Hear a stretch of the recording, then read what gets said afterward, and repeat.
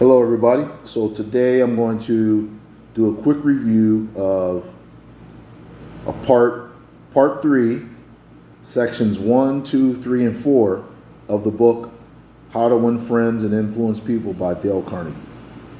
So part 3, section 1 is entitled, You Can't Win an Argument. So some key points. Why prove that another man is wrong? You're never going to get anywhere by trying to prove anybody wrong. Why argue? Winning an argument is really losing. So you win the argument, but you lose the other person's their heart, their mind. You lose all that stuff. They're being to work with you. When you win an argument and you embarrass somebody, kind of like you make people feel inferior. Argument victory. Do you want an argument victory or do you want someone's goodwill? Which one means more? It says you may be right, but changing the mind of someone is a whole nother thing. So even though you're right, that doesn't mean you're going to change their mind. Here's some ways to look at before you argue. Welcome disagreement. It says the disagreement might be something that you need to hear. Don't get defensive. Control your temper. Listen. Look for areas of agreement. Be honest. Consider the ideas of others. It ends by that section by saying avoid arguments at all costs. Okay, part 3, section 2. A sure way of making enemies and how to avoid it. Here's a sure way to make enemies, and here's how you should avoid it. Never begin by announcing that you're going to prove someone wrong or prove something. You will never get into trouble by admitting you're wrong. When you admit you're wrong, you soften the other person's defense mode. Sometimes a great phrase they say is, I may be wrong.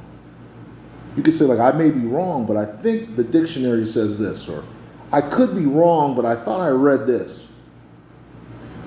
They told a story about Ben Franklin, how in his life he was creating enemies by always being contradictory. So at one point, Ben Franklin decided to stop being contradictory to others, and he decided to stop using words that were contradictory words.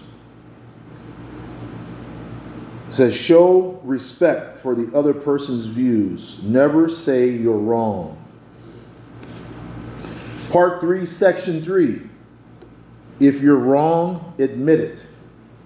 That's the title of that section. If you're wrong, admit it. Admit wrong openly, it says. Admit it before the other person can start telling you that you're wrong.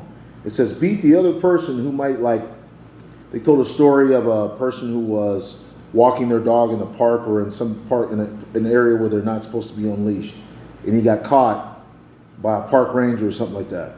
And this person immediately started to say, hey, I know I'm wrong. I shouldn't have done that. I shouldn't have done this. I'm sorry. I know what the rules say. And so this kind of softened the ranger up. And he was able to, they were able to come to some type of agreement. It says admitting you're wrong will get other people into a forgiveness mode. Admit your mistakes.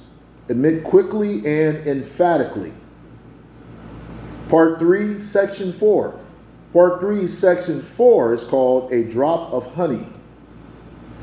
It says, avoid coming to people with your fists clenched. Avoid coming to people I'm going to prove you wrong, or we're going to fight each other.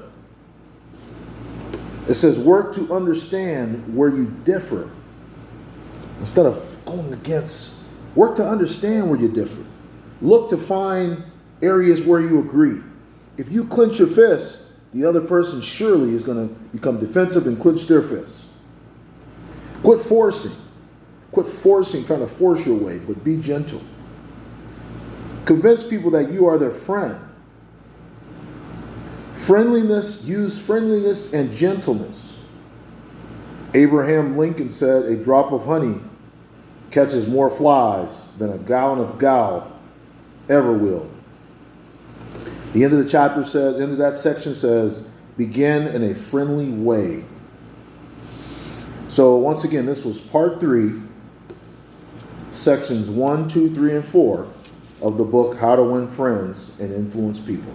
If you like the video, don't forget to like, subscribe, and message. Peace.